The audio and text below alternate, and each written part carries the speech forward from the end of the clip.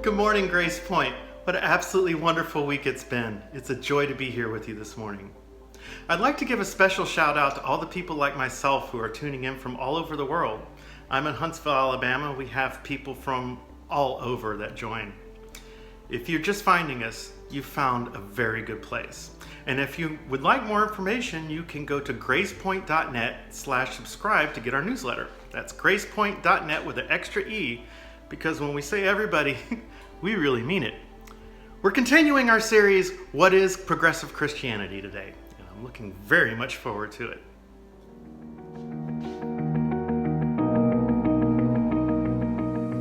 Welcome to Grace Point. We are a progressive Christian church, loving our community by gathering in our homes.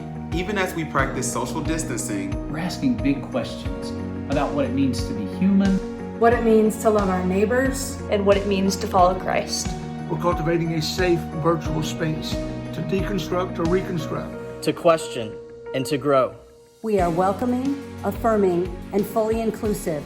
Because who you are and who you love are celebrated here. While we may be physically apart from one another, we believe we're never truly alone. You are never alone. We're together in this.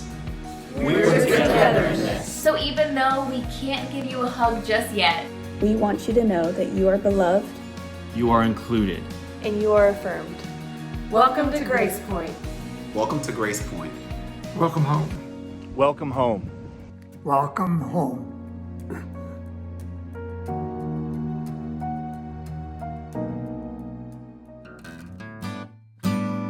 Something is waking within me, I feel it. Something is moving deep down in my spirit, pulling me closer and closer to truth. Something is calling my soul now to you. Wake up, sleeper, arise. Feel the heartbeat inside of you. Let love open your eyes. Wake up, oh sleeper, arise. Patient and grateful, we wait for the sunrise, trusting, now turning our faces to the sky. Here in your goodness, all things belong. We join with creation and sing out this song. Wake up, sleeper, arise. Feel the heartbeat inside of you. Let love open your eyes. Wake up, oh sleeper, arise. Nothing is wasted, your heartaches can mend. Dreams that were broken can still live again. Even the shadows and darkness of night turn into marvelous, glorious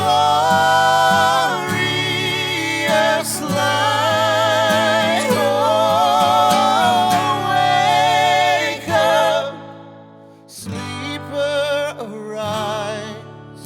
Feel the heartbeat inside of you. Let love open your eyes. Wake up, oh sleeper. Wake up, oh sleeper, arise.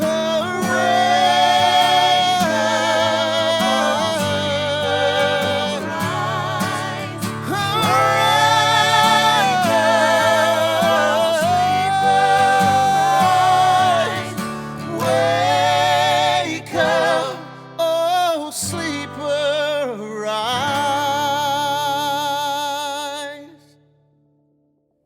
Good morning, GP kids, and good morning, GP youth. I hope each of you is doing really well. I encourage you to find meaningful and fun ways to connect with your GPK and GPY communities this week.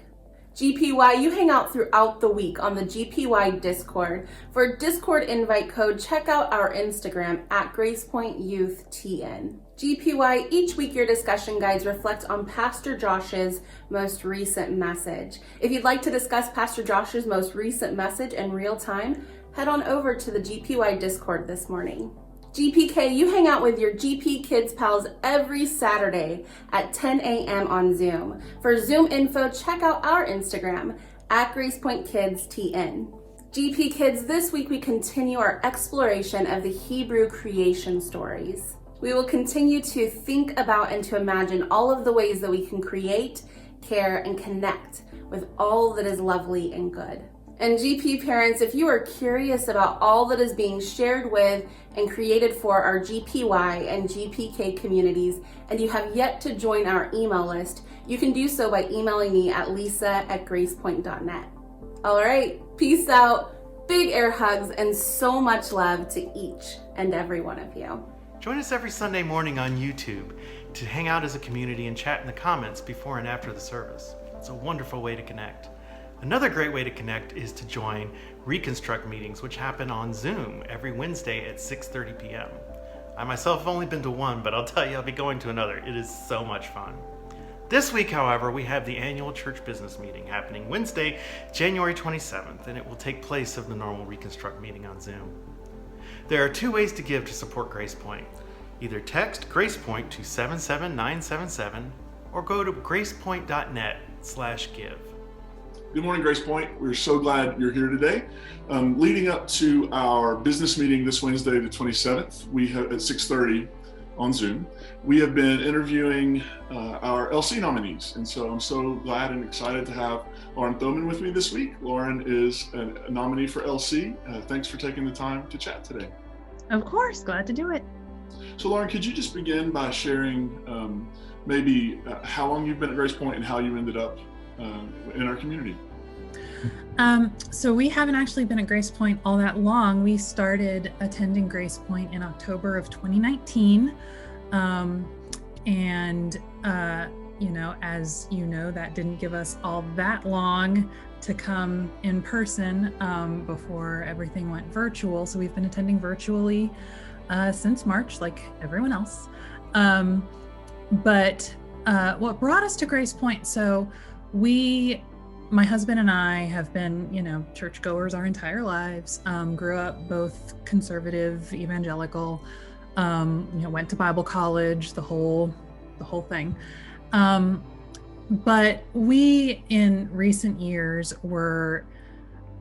we've gone to a couple other area churches, and we were just feeling really hungry for a church that didn't seem to separate what was going on in the world and what was going on in the church. And we really felt like there were so many issues affecting people, in our country, in our state, worldwide, that Jesus called us to act on. And yet we would go to church on Sundays and we'd maybe get a prayer when something was especially bad happening, but that would be it. And then everything else would be very inwardly focused on, like, how can we feel good about ourselves as Christians? And we were really hungry for somewhere that, didn't ignore, like, how can we be the best versions of ourselves, going out into the world, but also where love was not just a feeling, it was an action, and that we demonstrated that love through the way we not just treated others that we came in contact with on a day-to-day basis, but the way we engaged with larger issues that were affecting larger numbers of people. And so, and we also wanted somewhere that was going to be just more inclusive on every level. I, being, half Chinese, am very used to being the only person of color, like when I look around a church, or like one of 2 or 3. And, my children are, are having the same experience. And I was going, I want somewhere that's going to prioritize diversity. I want somewhere that's welcoming for everyone. And somewhere that's going to engage. And so I actually just kind of started Googling like inclusive churches, and Grace Point was one of the first results. And initially I got very excited because it said Grace Point was in Franklin, and I was like, ooh, and then it was like, no, it's not, because we live in Franklin. But I remembered reading an article years ago when Pastor Stan made the pivot to become affirming. And I remembered reading that and being like, I want to check that church out sometime. And then it kind of fell off my radar. And so when we started, we were like, well, let's start with this one.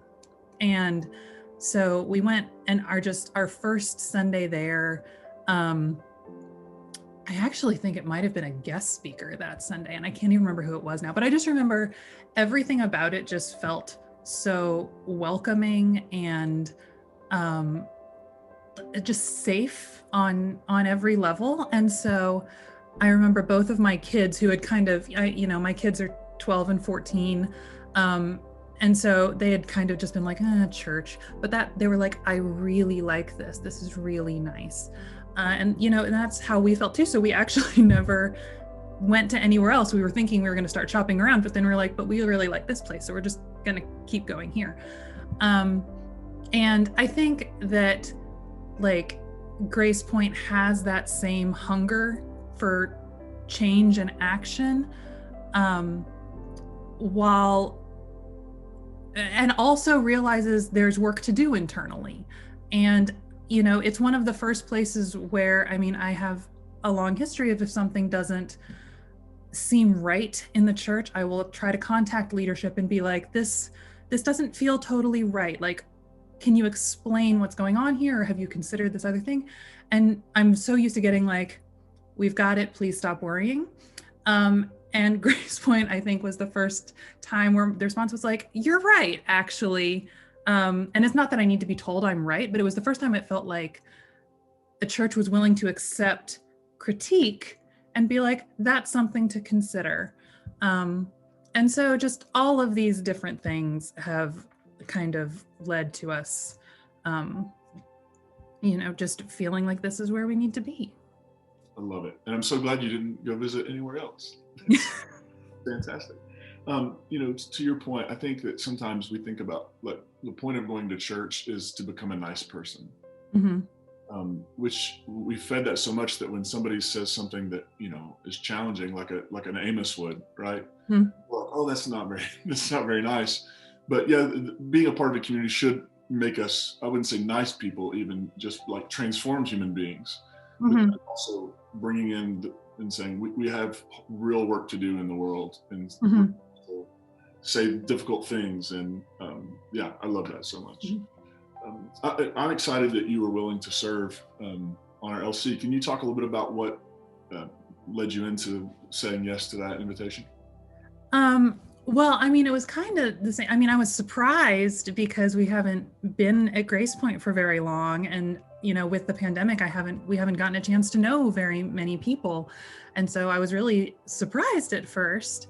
But then after talking about it a little bit, with my husband, we kind of came to, I've for a very long time wanted to kind of be part of the discussions of, why churches, teach what they teach, act where they act, how can we both make the individual, that individual church a more welcoming place to be for everyone, and not just in a, we say everyone is welcome here, but in a, we actually look at like, which groups of people feel less welcome here, and how can we like really make them feel more welcome and, represented and affirmed here.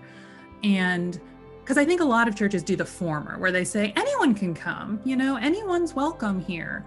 But in practice, if you walk into a building and there's no one there like you, it doesn't feel welcoming, even if the spirit is there.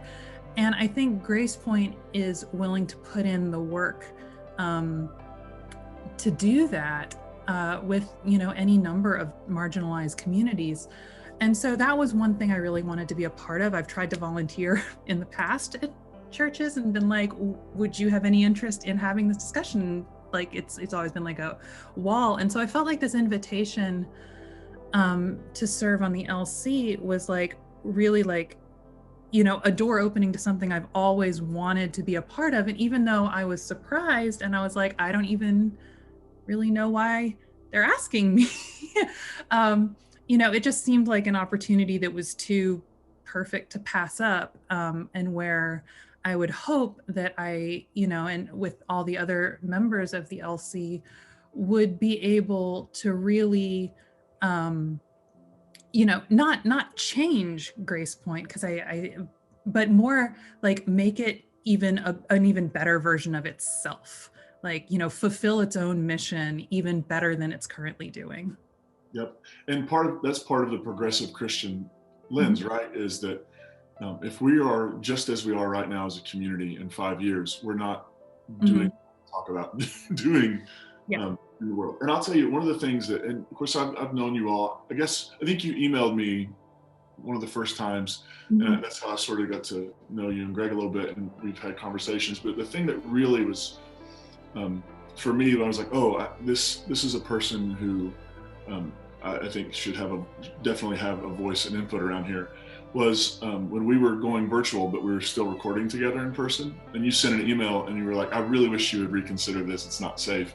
And I read the email, I was like, she's exactly right. We have to change this. And I just so appreciated the way you said it, but also the fact that you were like, hey, this is a thing. I'm concerned that you all are still in the same room. So thank you for that. And that was one of those things where I was like, this is somebody who has some wisdom and some good things to say. So well, I appreciated that response. I was not expecting. So maybe just as we wrap up, could you share, and I think people could sort of tease it out a little bit through what you said, but what are you hopeful about here at Grace Point as we look to that future? What are some things you're hopeful for?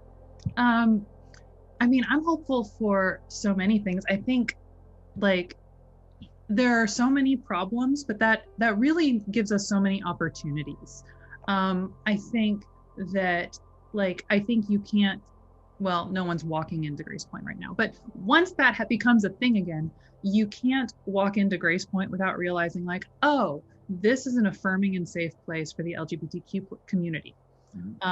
Because it's just very evident in who's surrounding you, right? And how they're interacting with the other members of the congregation. And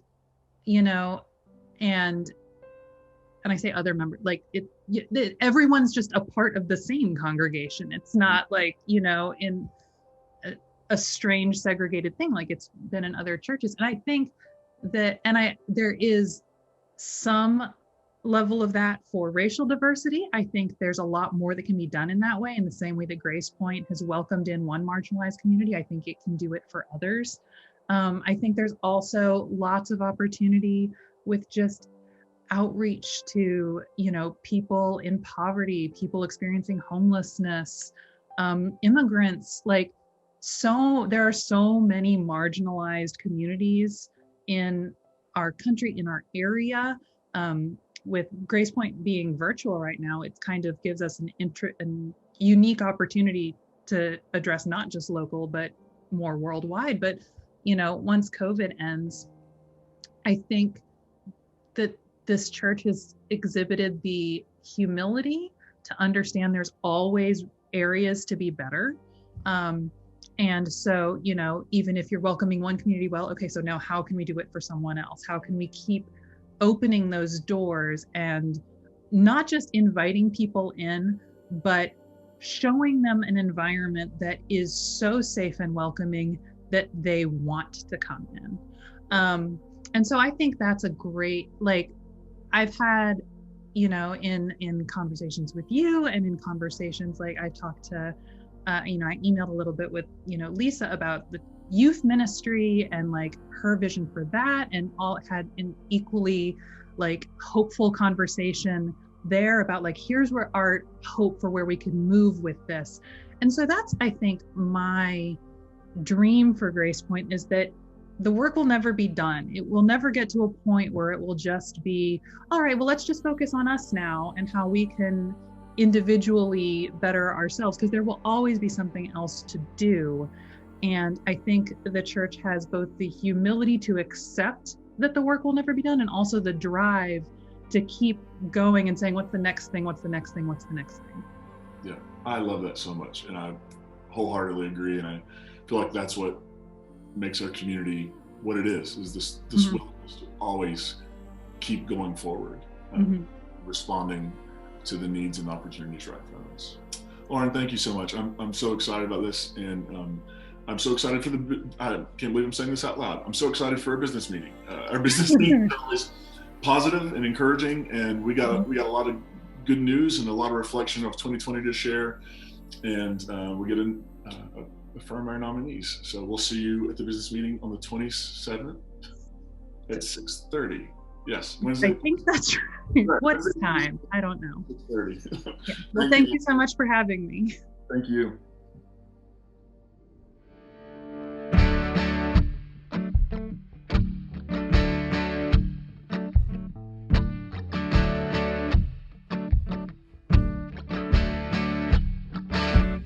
In the silence, tell me, can you hear the voices calling out of the disappeared?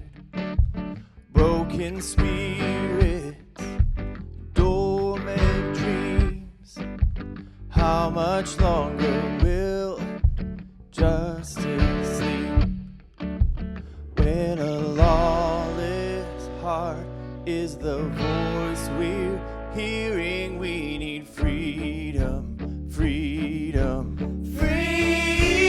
How much longer till we sing a new song?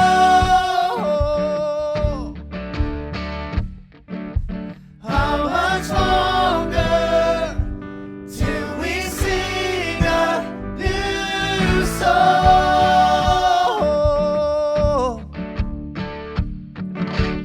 Hearts of saints and sinners too, both have walked away from the destitute. Call them back to sing as one, a song of freedom now, a song to overcome. When a lawless heart is the voice we're hearing, we need freedom, freedom, freedom. How much longer till we sing a new song?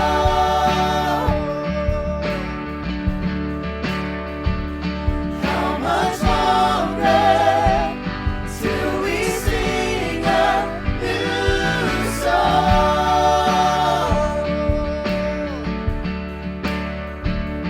Come on, brothers, lay your weapons down, where the river of justice flows, all oppression drowns.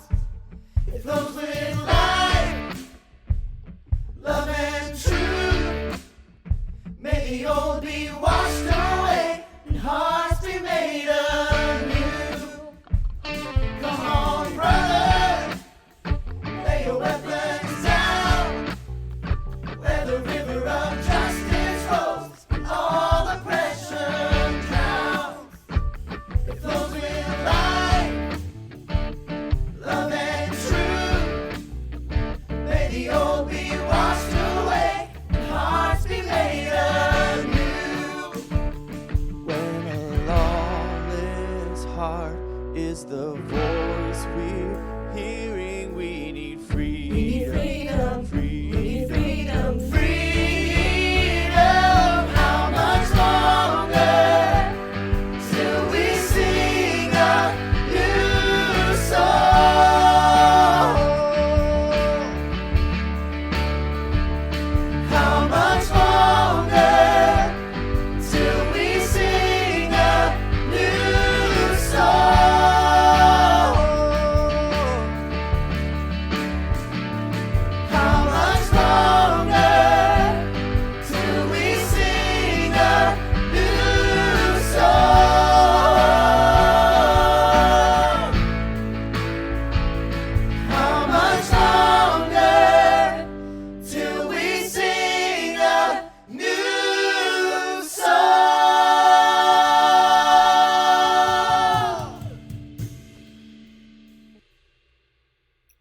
Good morning, Grace Point. So glad you're here with us today, especially if you're joining us for the very first time. Wherever you are in the world, we're thrilled you found us, and we're thrilled that you're here. Today, we're going to continue our exploration of the question, what is progressive Christianity? Here at Grace Point, we call ourselves a progressive Christian church. And so since that is so central to who we are, since it shapes our ethos and our mission and our values and all that goes into this community, sometimes we just need to pause and think about who we are and dig down a little deeper on it. For many of us, and we talked last week about being progressive, really is about this openness and this unfinishedness. It's about being open to a journey.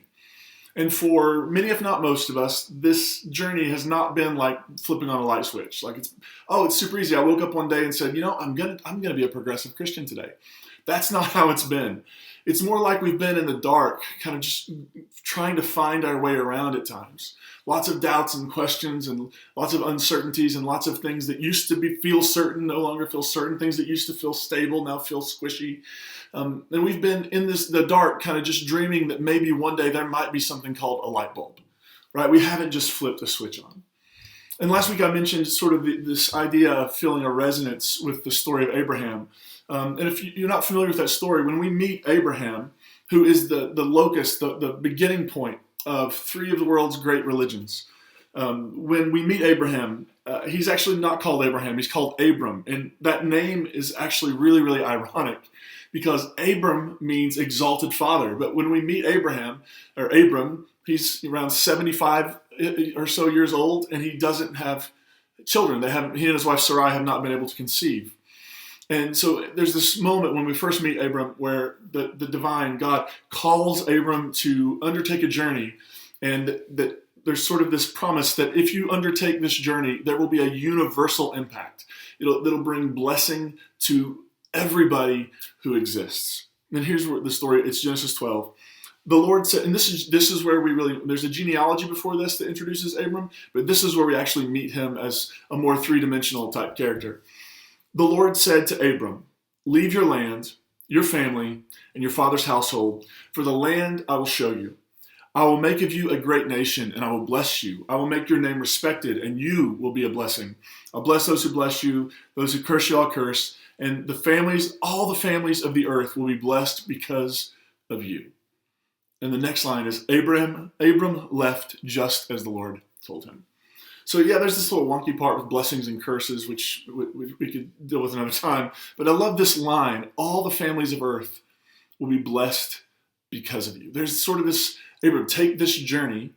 And if you do, it's not just going to benefit you, it'll benefit the whole world. I think for me, and I think for Grace Point, we are on this journey because we have this sense that even though it's unclear at times, and even though we sometimes have more questions than we do answers, we have this sense that we are headed toward a better, more human way to be Christian. And here's what I mean by that. When I say a more human way to be Christian, I mean, often we see the Christian faith as being in tension with our humanity. We have to choose one or the other.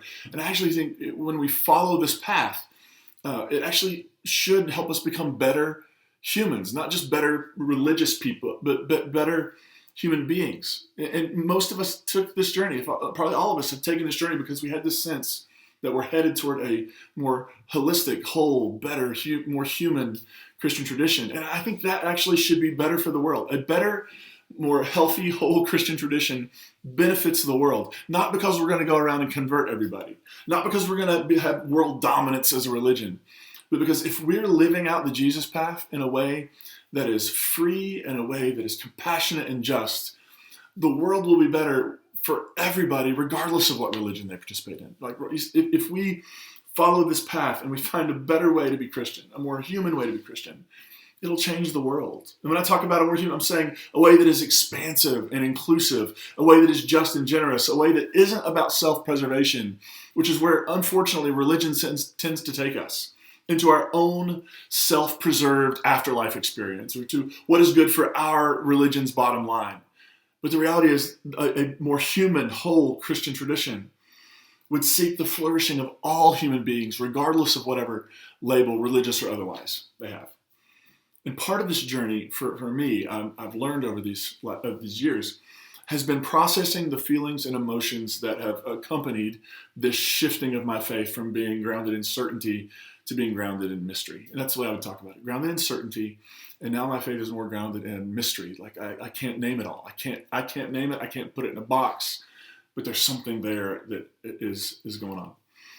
And so what I mean is that when I began to learn that the conservative paradigm I'd been given and been raised with wasn't the only option, and because as a kid, I would just assumed it was the only option, and we were kind of told that we were right, and people who and maybe explicitly, definitely implicitly, people who saw things differently weren't as, and even other Christian groups, right? Like when I was a kid, we were really, really concerned for Methodists because they ordained women and drank socially, and we were just completely thrown off by that, right? So it wasn't just other religions, even within our own Christian tradition, that we were suspect because our paradigm was right, our beliefs were right, our perspectives were the perspectives. And what I learned is that it actually wasn't the only option. And when I learned that, I began to feel anger. I felt a sense of betrayal. I felt a deep sense of pain. And that sort of began to permeate a lot of different places and parts of my life. And it's not just that I was told, there aren't other paradigms that are right. I've been told again and again that I shouldn't read books, that education was dangerous. Anything but the Bible is dangerous. I shouldn't take religion courses in college because essentially that would lead me down a slippery slope that would send me straight to heresy or hell, depending on how bad the heresy was, I guess. And they were partially right.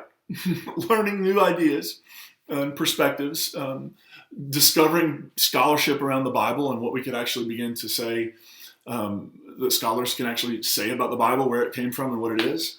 All of that began a process for me.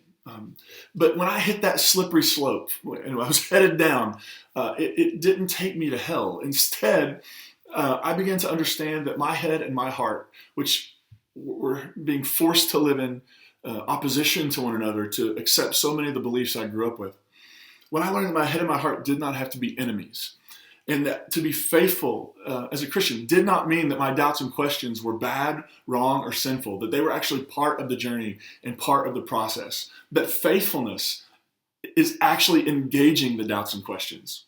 That ignoring them and hiding from them and stuffing them and all the stuff that comes along with it actually isn't healthy.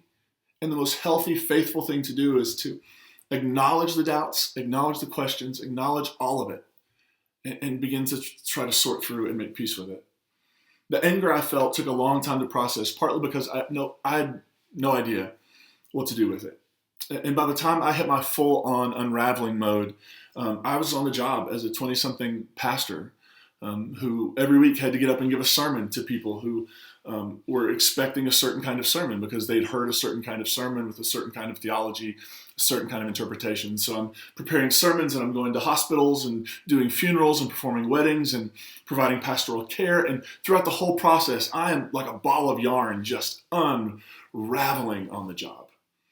And so I know as I began to start talking about what I was experiencing and how my faith was changing, I know that there were times when I talked about my experiences, my upbringing, and my previous conservative paradigm. I talked about that in ways that were probably really hurtful for people who had been a part of that process. And so I just didn't know what to do with it. And what I began to think about was how important metaphors are. Metaphors really matter because metaphors help us create meaning and they shape our understanding and our imagination. So metaphors help us understand and process really complex and difficult things. And the primary metaphor I had for understanding my journey at this point, when I'm in my early to mid-20s and I'm unraveling on the job, was that of deconstruction and reconstruction. And I don't think anybody even told me that. It's just one of those things that I felt like was happening to me. And before I go further, I want to say that this metaphor is really helpful for lots and lots of people. We still use the language around our Wednesday night gathering. It's called reconstruct. So I'm not here to say that these two metaphors, like this reconstruct, deconstruct is wrong, it's bad, you shouldn't use it. I'm here to say that for me, that worked to a point, and then the metaphor lost its significance for me because it created a whole other set of problems. Here's what I mean. The whole idea of deconstruction and reconstruction ended up putting me at odds with my own story because I didn't know what to do with it. Deconstruction is about removing one thing, right? It's about raising the building, getting all the debris out of the way, and then reconstruction is when we rebuild something. We put something else in its place. And for me, that process of deconstruction, what came along with it was trying to delete 2 decades plus worth of understanding and experiences and work. And I ended up feeling really disconnected from myself and from my own story. Like I was this new person now with this new framework and these new lenses for seeing the world. But I didn't know how to relate to the other version of me that had spent 20 some years in a conservative Christian framework. And so I felt disconnected from myself. I felt the need to jettison, to get rid of, to ignore the past. And I didn't know what to do with the people and the practices that had shaped me in my most formative years. Although I have learned since that all of our years should be formative, right? I wanted so badly to have one of those things that they had in the Men in Black movies, where when somebody had seen an alien and they wanted to sort of, erase that memory from them, they would hold this thing up, it would flash, and suddenly their memory about that event would be gone. I wanted some sort of experience like that, because not only did I not know how to process the things that had been negative, I also didn't know how to process the things that had been positive. The relationships, the sermons that I had given or that I had listened to and enjoyed, just all of the things that happened, I didn't know what to do. Good, bad, ugly, indifferent. I did not know what to do with it. Deconstruction did not offer me a way to deal with any of that stuff, really. After the old structure was torn down and hauled off, I was left with a new theologically better structure. But what comes next? I mean, if our understanding is that part of the journey of a progressive Christian is to always be open to rethinking, reframing, reimagining, always be open to the fact that we're unfinished and are going to learn new things. My assumption is that we spend all this time reconstructing a new framework, and at some point, that's going to become a problem, and that's going to have to come down. And so for me, I needed to find a new metaphor for processing and sharing these experiences that I've been having. So I want to say this: if deconstruction, reconstruction works for you, fantastic. Do not change it on my account. Maybe this will be helpful for you additionally, or maybe this will be helpful for you later, what I'm going to share today. If you're here and you're looking for what I hope is a more integrative for me, an integrative in an everything belongs sort of way, hopefully these metaphors I'm going to share will maybe give you some language for that. And so I wanted to share 2 metaphors. The first one I found that has really been helpful in describing the journey I've been on for the last 20 or so years is that I'm participating in an organic process. And here's what I mean. When I found that shifting my faith from sort of a concrete building blocks, that sort of building a structure perspective, to an organic perspective, to an organic process, has been really, really helpful. Then this metaphor emerged for me a couple of years ago when I was growing a small box garden at our house. We'd tried this a few years, and we were at a new house at this point, and I thought, I'm gonna build. I love being able to go outside and be like, look what we grew our own veg. Like, it was a really cool experience the first couple times it worked. So we had a box garden. We put some nutrient-rich soil in it, and then we planted some things. I planted a few kinds of tomatoes. We love tomatoes, or I love tomatoes, and some of our kids love tomatoes. And planted some peppers and squash and zucchini. Who doesn't love squash and zucchini? And a few other things. I think some watermelon and maybe some strawberries or something. We used nutrient-rich soil, watered it regularly, but throughout the summer, the garden didn't really produce much. It got sort of an infestation of some sort of beetle that was eating the leaf. It just ended up really being a bust. Didn't grow very well. And so at the end of the season, with very little produce to show for the effort, I went out to deal with all the deadness that was in the garden.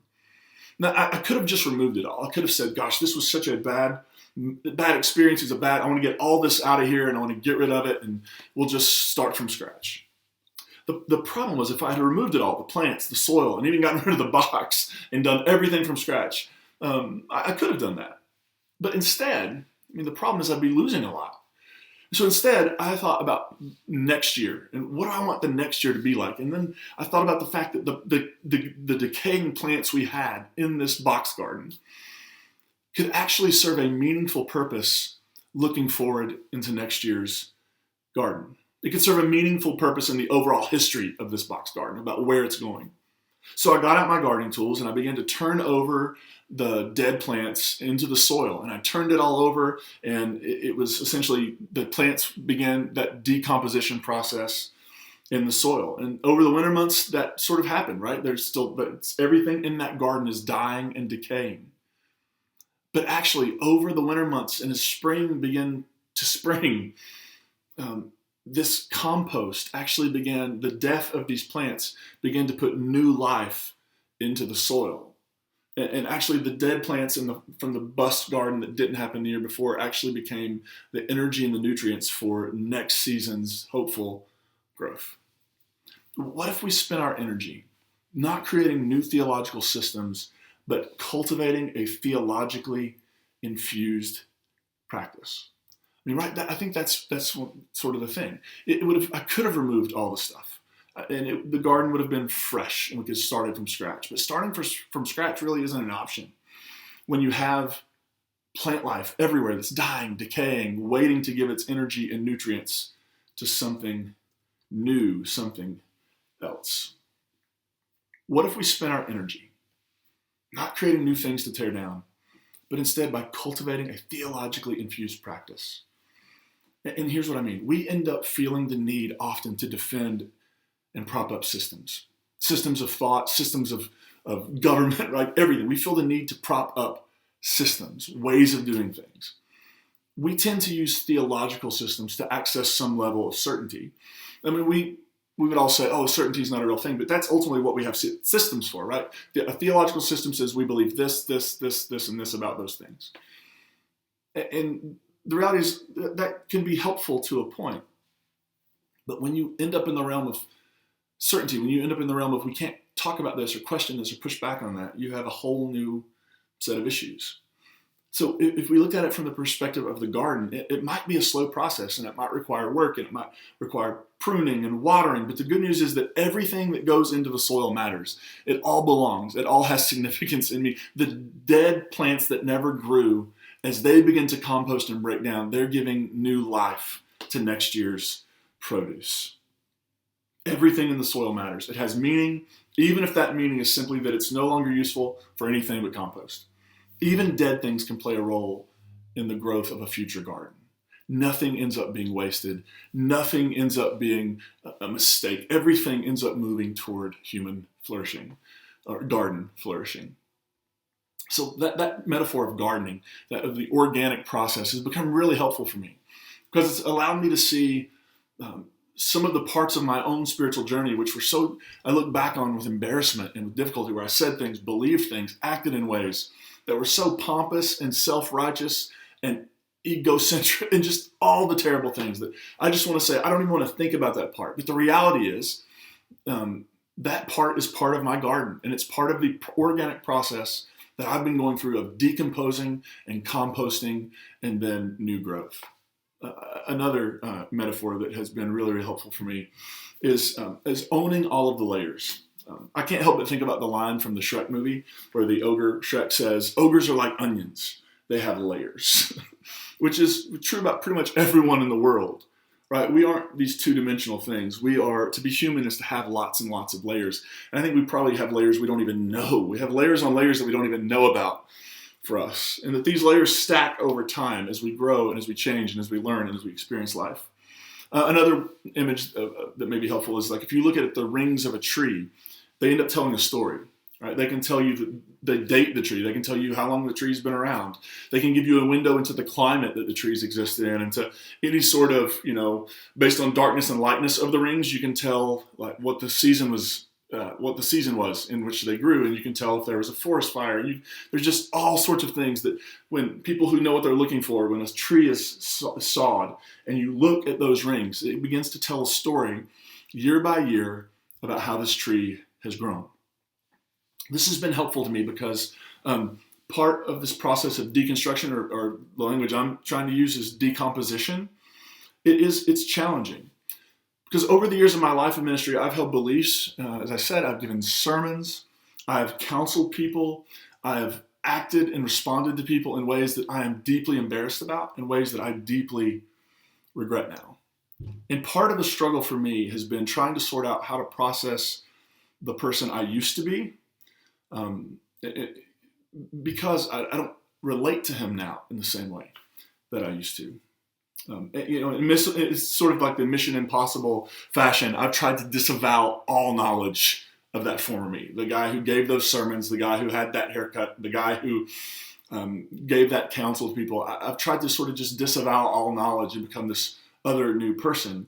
But one of the most helpful things that's been said to me over the past several years is having this conversation about, I was having a conversation about feeling angry about what, they held out on me. They didn't give me all the knowledge. And then I said all these things and believed all these things. And I know I probably impacted people and hurt people because of the theological framework I was bringing. And I don't know I'm just so mad about it. And somebody said to me, listen, this is a journey and you have to own all the Joshes. And what he meant was you have to own every single version of yourself, because every layer or every ring in the tree in your story has played a role in forming who you are. It's played a role in forming who I am. So I'm going to turn 40 this fall. But the truth is, I'm not going to just be 40. I'll also be 3, and I'll also be 10, and I'll also be 16, and I'll also be 22. And some people may say I get stuck at 10 and 16. Maybe I haven't gotten beyond that. But all the Joshes are in there. Every version of me, the other 39 versions of me are still in there. He didn't disappear. He didn't go away. It's a ring. He exists. He's there. They've all played a role in me becoming who I am today. And owning those and owning all the Joshes for me does not mean I agree with 14-year-old Josh who thought he knew everything about the Bible and everything else. It does mean that I recognize that he's in there. It means I recognize that part of my journey, that part of my story played a role in my process and my overall shaping. And I'm grateful that 14-year-old Josh didn't stop learning. And I'm glad 26-year-old Josh developed the courage to start sharing what he was learning.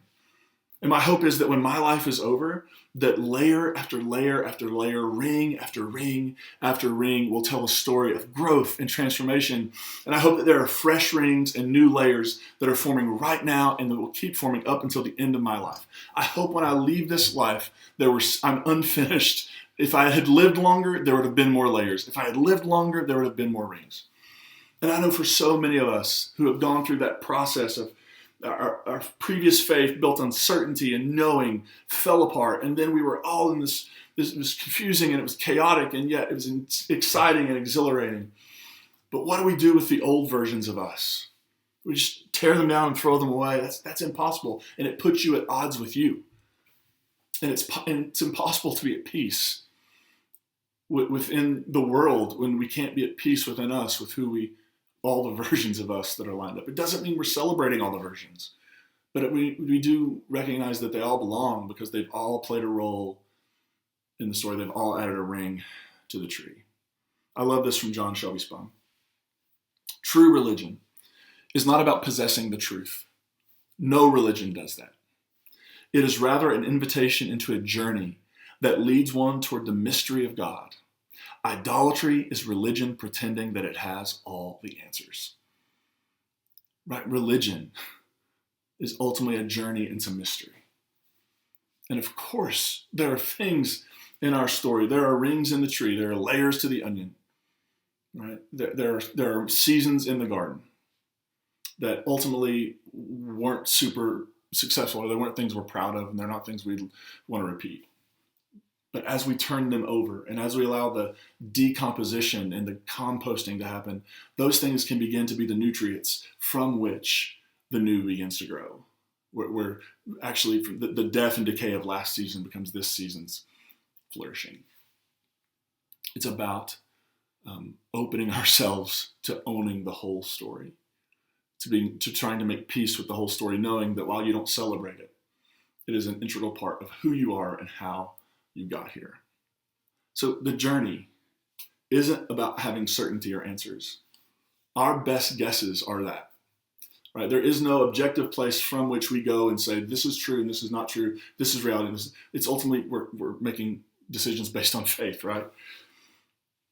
But the journey that we so often want to dip into looking for answers and certainty, the journey is really about the adding of layers and rings, the continued growth moment by moment, year after year, that add up and culminate into a life that has been transformed into a more human being. I think that's the goal.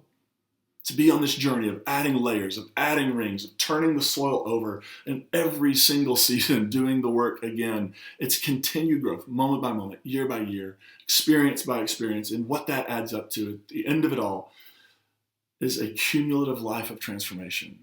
A life that ultimately is more human than it was when it entered the world. May that be our commitment in this community. Not to having all the answers, but to participating in the process, the organic process of transformation, the adding of layers and rings, so that when we look back at the end of the story for us, we realize that we entered this world unfinished, and we're leaving this world better than we found it, better than we were when we came in, right? And yet at the same time, we're going to leave this world unfinished as well. Everything is mine in you, even when my heart is breaking. Everything is mine in you, even when my hands are empty. Everything is mine in you. Oh, in you.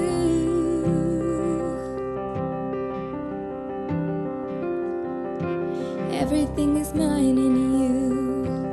I can trust you with my longing. Everything is mine in you. Even when the road is lonely, everything is mine in you. Oh, in you.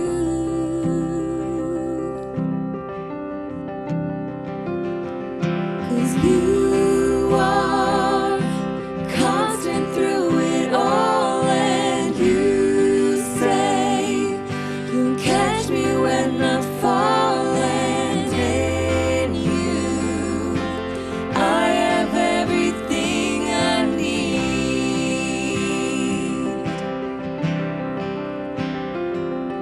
And you are breathing life inside of me, and you say forever you're my hiding place, and in you I have everything I need.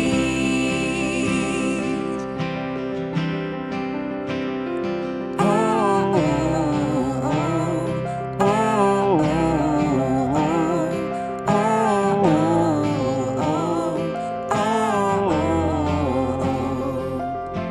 everything is mine in you, and I know my future's bright. Everything is mine in you, past or present, death and life. Everything is mine in you.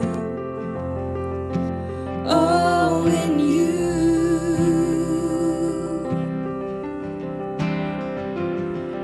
'Cause you are constant through it all, and you say you'll catch me when I fall, and in you I have everything I need.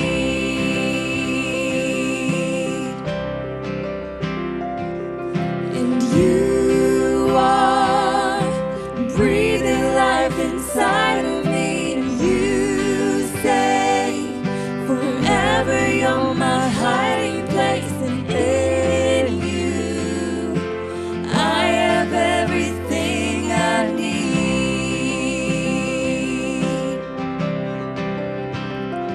Oh,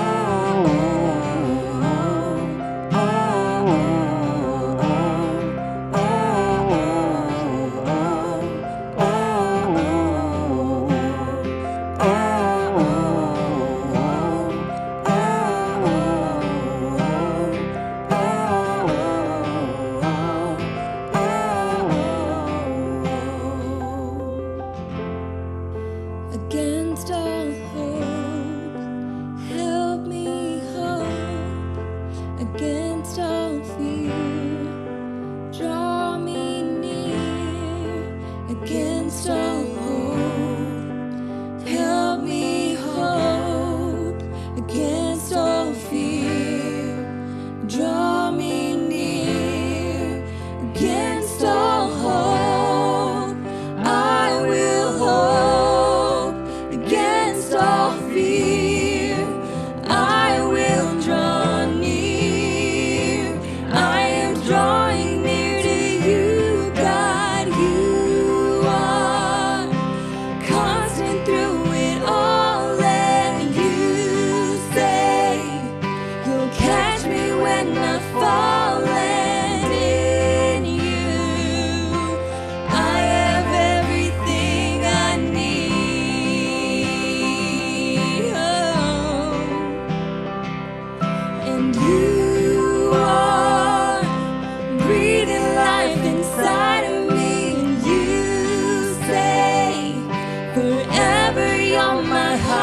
placing in you.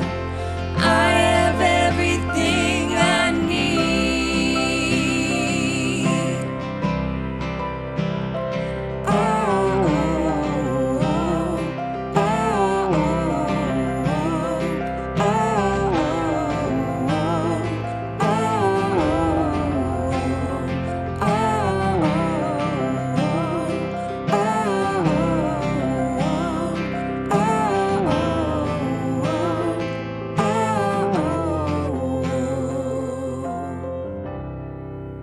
Since January of 2018, I have had the incredible privilege of being Miss Lisa and serving as Grace Point's Children's and Youth Director. It has been an absolute joy and honor to care for, to have fun with, to learn and to grow alongside, to serve with, and to explore the Christian faith and what it means to be a loving and just human being with our amazing Grace Point kids and youth. After 3 wonderful years, I have decided to step out of the role and to make space for our community to welcome a new children's and youth director. I will be in the role for a little while longer to allow Pastor Josh and leadership some time for transition. I know the next director will experience just as much joy as they care for our GPK and GPY, and I believe our community will surround them with so much love, care, and support. Thank you so very much for all of the love, support, and care you have gifted myself and my family over the last 3 years. We are so incredibly grateful for the beautiful memories and experiences, and we are especially grateful for you. I am so looking forward to being a witness to all of the wonder and excitement that is ahead of our community in 2021.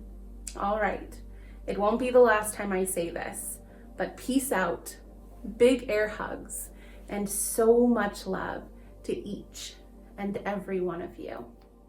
Grace Point, thank you again so much for being here with us today. It's always a joy to be with you, to be together. Don't forget, this week we have our business meeting this Wednesday night, the 27th at 6:30 p.m. on Zoom. And that'll be an important time of talking about budget, and that'll be an important time of affirming our LC nominees, which we're very excited about. So hope to see you there on Wednesday night. Until then, may you be on this journey. May we all be on this journey, knowing that where we began was unfinished, and that where we'll end will also be unfinished.